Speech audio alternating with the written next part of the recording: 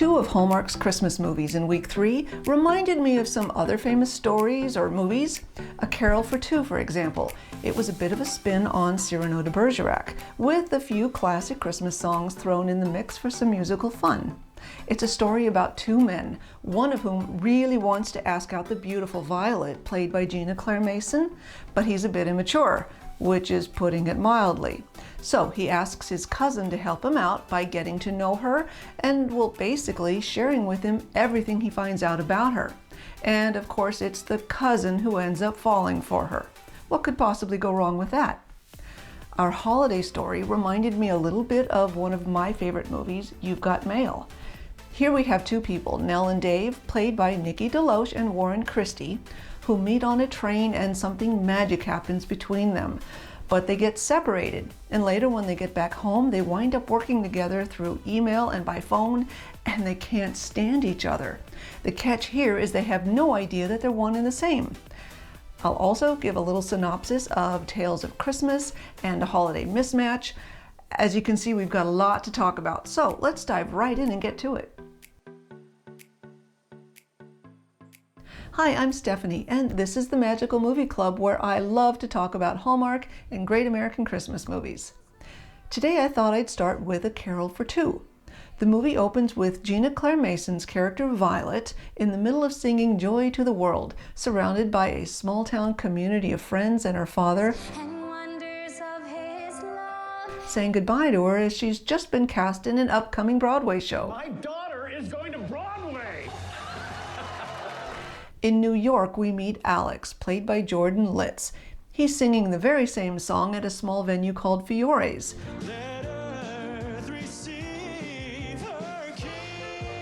which happens to be owned and run by Violet's aunt's best friend, Carol. Yep, cash only, sir. Plastic ruins the vibe. And then we meet Brad. Money is a minor detail. Brad is a special character. Let's just say he's extremely high maintenance. Now I'm more of a mouse than I am a man. Okay. When Violet arrives in New York, her first stop is at the rehearsal location for her new show. Unfortunately, it's completely empty. But there doesn't seem to be anyone here. That's because it's done. And yes, this whole time I was thinking about Friends, the episode when Joey went out to Vegas to be in a show. Yeah, the very same thing happened here. No, the show is not happening. So after receiving that bad news, she decides to stop in at Fiore's, where she's not exactly greeted with a warm welcome. Well. But after chatting with Hazel, she does land a job at waiting tables here, along with a place to stay with Ray while she gets back on her feet. It turns out all the staff at Fiore's is also trying to get into show business.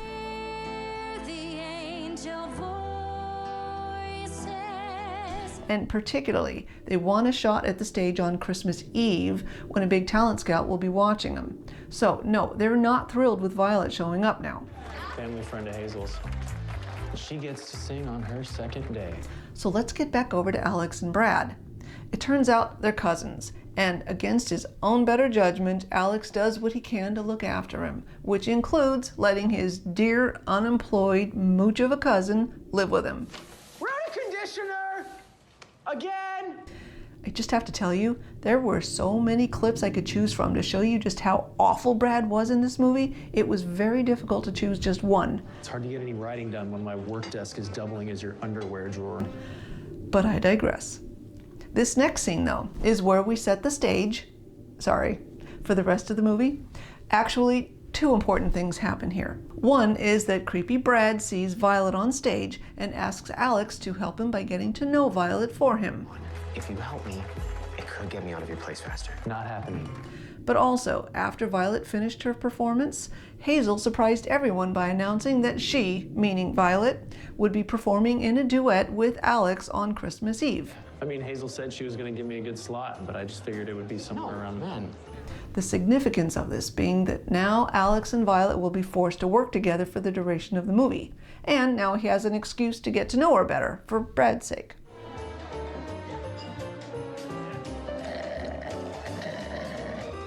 Again, I can't possibly stress enough just how creepy and immature Brad really is. So they're raising money for lots of charities. Got it. Use that to my advantage. I have to commend Alex for putting up with him. Brad was so awful that actually I think the director of this movie spent way too much time putting Brad on screen. It was so much I found it distracting to the point of ad nauseum. It's my favorite. My tree! Which was sad because I really liked the idea of the story with Alex and Violet thrown into a situation that neither wanted to be in. I get that, Alex. There's only so many Christmas songs, and you've mixed every single one I've suggested. And gradually they developed their own special chemistry.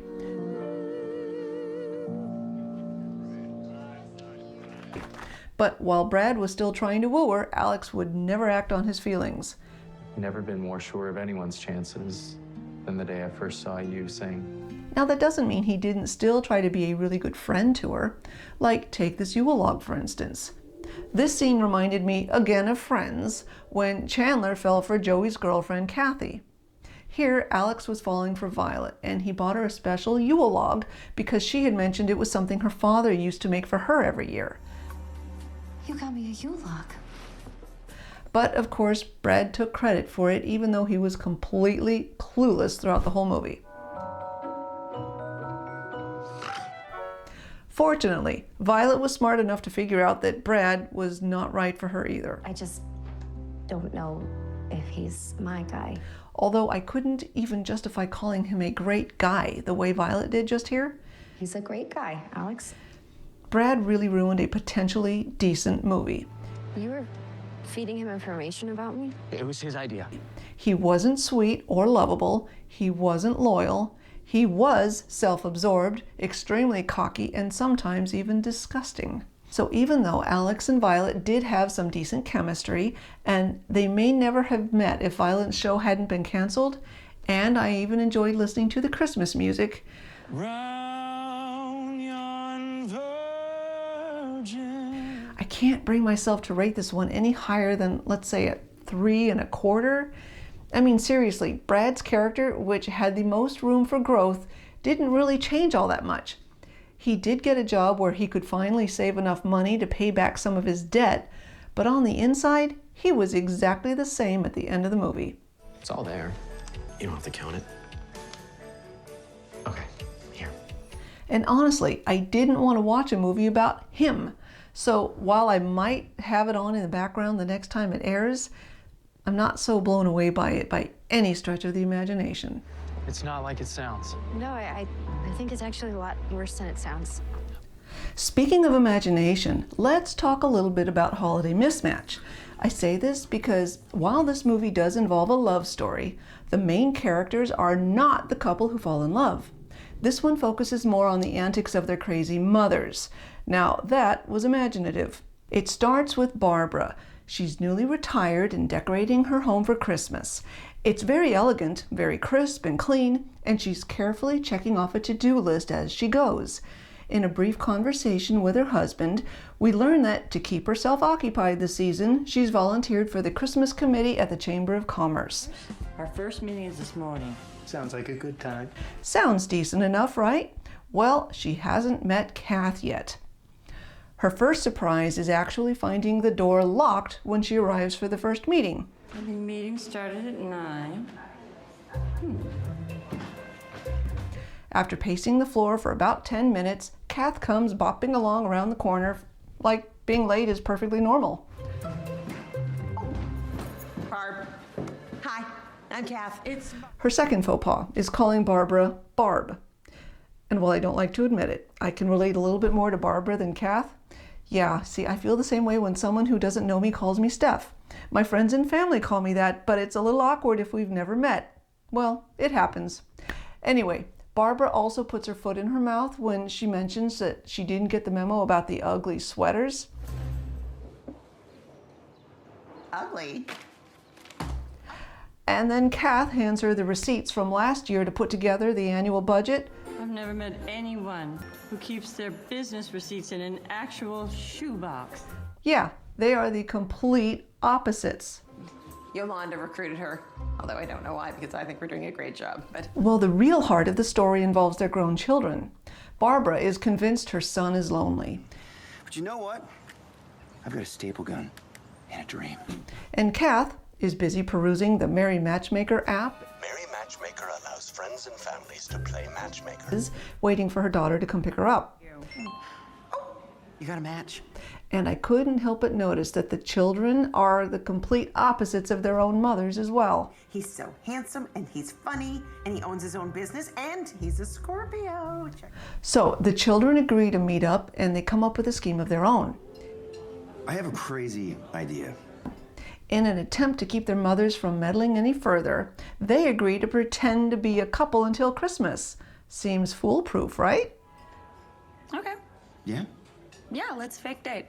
Well, that is until their feuding mothers Okay, Miss Bossy Pants. I am not. R2. I'm not. R2. I'm not. R2. find out that they accidentally set up their own kids together. Oh. Lauren is your... Oh, no. So, how do they handle it? They scheme again to break them up Unless we want to go, full sabotage and try to break them up. by pushing them together. They thought a little reverse psychology should do the trick, but nothing they try actually works as planned. You know what else you're gonna love? Baby photos. What it does do is it brings Kath and Barbara to the same side, and that was a good thing in their own quirky way. Like when their Santa for the festival panicked and locked himself in a room like a toddler. Doug said he couldn't take it anymore and ran into the break room and locked the door behind him. And the two of them had to work together to calm him down. Open this door right now. And in the spirit of Christmas, I'm just going to let that scene go and move on from here. Time for Operation Besties.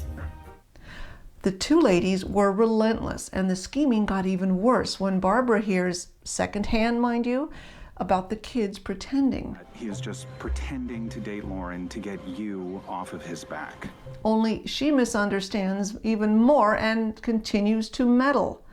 Obviously, everything does eventually work out, and the two kids do end up dating for real, and Kath and Barbara finally become friends. If you and Lauren don't have plans for Christmas, you should come over. But they went through a lot of crazy ups and downs to get there. This movie has some fun moments, and there was some character growth between Kath and Barbara by the end, but it was also crazy and ridiculous, so I wouldn't exactly call this one of Hallmark's finest. Boosts businesses, which, as a former marketing guy, is my area of expertise. Great Americans movie for week 3 was Tales of Christmas, and I don't know if it was the script or the direction or the acting, but as solid of a story as this was, it was hard to finish because the characters were so stiff. I think Caleb's coming too. Oh, he is? Yeah. Why? They sounded like they were actually reading a script out loud the entire movie, and that made it difficult to watch. I help out an old army buddy at the church. Oh, how long did you serve for? 9 years, sir. But like I said, the story itself was a good start. It's about Amber, who runs a pet shelter, and she meets an injured soldier with one of her dogs, and the two of them form a bond as they each help each other out. I want this to go really well. For you. Thanks. He's looking to find his purpose and reconnect with his somewhat estranged family after the injury. We're, not that close anymore. And she needs help keeping the shelter going. I was trying to figure out how to keep it all going and not give more than I could afford myself. He comes up with some pretty creative ways to invite the community together to make their adoption drive festive and fun for Christmas. This is the biggest turnout I have seen at Christmas time. And it all ends well with the two of them developing feelings for each other. But the storyline about his parents ended too abruptly. Mom. Caleb. Oh. So by the end of the movie, I was just expecting a lot more. So now I've saved what I believe to be the best of week 3 for last with our holiday story. But before we continue, I was just thinking about how Hallmark Christmas movies have a reputation for being predictable because, well, we all know how they'll turn out. Of course, they all have a happy ending, and a lot of them do follow a similar formula. In our holiday story, not only do we know that they'll have their happy ending, we actually see it because so much of the movie is a flashback to about 10 years ago as Nell and Dave, played by Nikki DeLoach and Warren Christie, tell the story about how the two of them first met. Let's start from the beginning of the movie, that is. Chris, a young man, is standing in front of a house talking on the phone with his girlfriend Joanna, or Jo as she goes by. She's running to catch a train to meet him as he's surprised to learn that she hasn't even gotten on the train yet. I'm sorry. There was a massive emergency at work. What? You see, the house he's standing in front of happens to be that of her parents. Well, her father and stepmother. Chris hasn't met them yet, and he's a little uncomfortable meeting them for the first time without her. They're watching you from the window. Well, as you can see, it's too late for him to get out of this one. Hey! Hey! And already I can tell you this is my kind of humor. You can have the honor. Actually, Dave starts out by giving some backstory about the Ammer family's long history in this town and how they've been hosting the annual Christmas party for 37 years. Really? Ammers have been in Arbor for almost a century. That becomes significant in a bit when Chris asks the all-important question, and one that Jo was trying to warn him to stay away from, and that is... So how did you two meet? We soon learn that they met on a train, and one full of ugly Christmas sweaters. That's why the theme of the party is sweaters. Yeah. And through all of the crowd noise, they both misunderstood each other's names as Gabe and Belle, and decided to just roll with it. I'm Dave. Gabe? No. Belle. Well, until the train stopped unexpectedly. Guess we're stuck together a little longer. I don't mind that. Now, while they were stopped, they looked out the window and were perhaps a little unnaturally surprised to see that they had stopped right outside a little fruitcake shop. Rita's fruitcake! Clearly, they were meant to be, because I don't know anyone who gets that excited over a fruitcake. Well, Dave decides to go run out and get one for her, since they're going to be stopped for a while anyway. I'm gonna get you one. What? Yes, I am gonna get you one. What? No, what if the train leaves? Well, that's what they thought.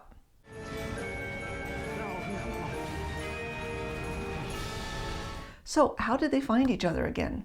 Let us continue, shall we? Anyway, so you two were Gabe and Belle, separated by fate, fruitcake, and a speeding train.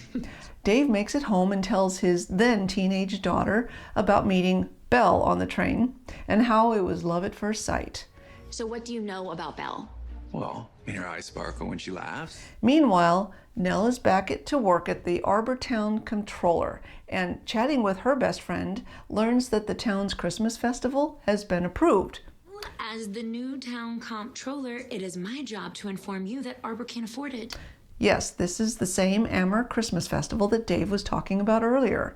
Only it's been on hiatus for several years, and this is the year that it's finally coming back. You're gonna be the best festival organizer ever. Now, notice Jo is reading the email notification with the contact information for Eleanor, the town comptroller. The festival has been approved, but the town's concerned with the budget and feasibility. So they can work together to bring back the festival. Only Dave doesn't realize that Eleanor is really Nell, aka Belle. Eleanor's number is in the email. Okay, so what do you think? Should I give her a call, get her as excited as I am? And naturally, Nell doesn't realize that David is really Dave, aka Gabe. Full disclosure, I am staunchly against this festival. Yeah, she was pretty harsh and wanted to shut the whole thing down. No, what this festival is a waste of resources. And now you know why these two do not like each other. Oh, this sounds like a winning partnership then. No, because you and I are not partners. But it gets even more interesting the next day when the two of them are communicating, or shall we say clashing by email. Absolutely not happening. While running into each other in person again for the first time since meeting on that train. Okay, so do we have doppelgangers that were flirting on a train, or do we just get each other's names wrong? And even then, oh yes, there's more, they get separated again.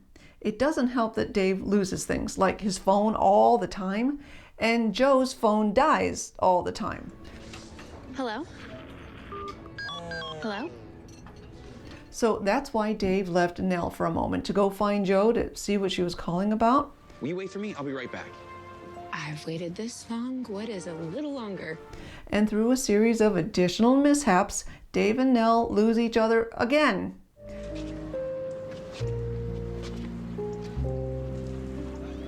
But as fate would have it, they run into each other quite by accident yet again. Only this time they exchange numbers. Your number seems familiar to me. Yeah, yours seem familiar too. Well, sort of. Dave misplaced his phone, yes, again, so he has to memorize her number.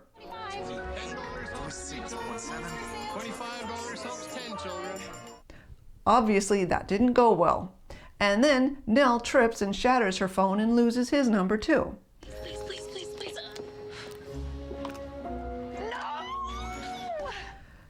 So next, they try to find each other on a misconnections page. Well, they do, sort of. This is where it's really weird and awkward. You see, Jo impersonates her dad online without telling him. Oh geez, but can I make it up to you? I'm really good at this. Yeah, I didn't like that either, but at least she confesses to him right away. How about we just focus on the part where Nell is coming to the party tonight? Well, Nell shows up at the party at Dave's house that night. No. Dave. And that's when she finally learns that Dave is David Ammer, the organizer of the Christmas festival with whom she has been butting heads. Want to help me set up a Christmas festival? So she panics and bails out. Wait a second. So the mishaps and misunderstandings do continue. We are on the same page. Well, let's regroup in the new year. And I couldn't help but be reminded of so many different scenes from You've Got Mail, like when Dave Chappelle's character peeks through the window and discovers that the love of Joe Fox's life is really Kathleen Kelly, who despises him. If you don't like Kathleen Kelly, I can tell you right now, you ain't gonna like this girl. The difference here is Jo doesn't tell her dad. And he also doesn't know that you're Eleanor Spear, town controller. And Nell continues to keep up the secret too. Wish I would have understood that from the start.